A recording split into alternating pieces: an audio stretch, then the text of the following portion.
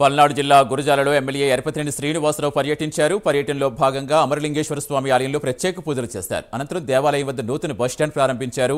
ఈ దేవాలయాన్ని టూరిజం హబ్గా మారుస్తామని తెలిపారు ఆయన. గత ప్రభుత్వ హయాంలో గుడి కోసం ఒక్క రూపాయి కూడా ఖర్చు చేయలేదని ఎమ్మెల్యే ఆరోపించారు.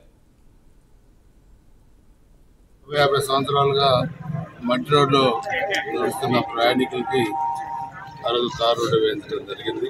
కొన్ని అడ్డంకులు ఉన్నాయి. అదేవిధంగా ఇక్కడ లైటింగ్, డ్రింకింగ్ వాటర్, దాదాపు 6 కోట్ల రూపాయలతో కార్డ్స్ కూడా కట్టించాం. గుడి కూడా రెన్యువల్ చేయించి భక్తులు నడిచి వెళ్ళడానికి అనుకూలంగా కూడా చేయించాం.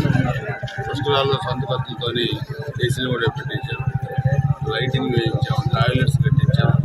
మొత్తం ఇక్కడ సీసీ రోడ్లు వేయించాం. అదేవిధంగా ఇక్కడ చూస్తే 2 సత్రాలు కూడా కట్టించాం. గత 5 సంవత్సరాల వైసీపీ పరిపాలనలో ఈ దైత క్షేత్రానికి ఒక్క రూపాయి కూడా వైసీపీ ప్రభుత్వం కేటాయించారు. బాగా ఇక్కడ తెలంగాణ మధ్య ముగ్గురంతా ఉపయోగిస్తున్నారు.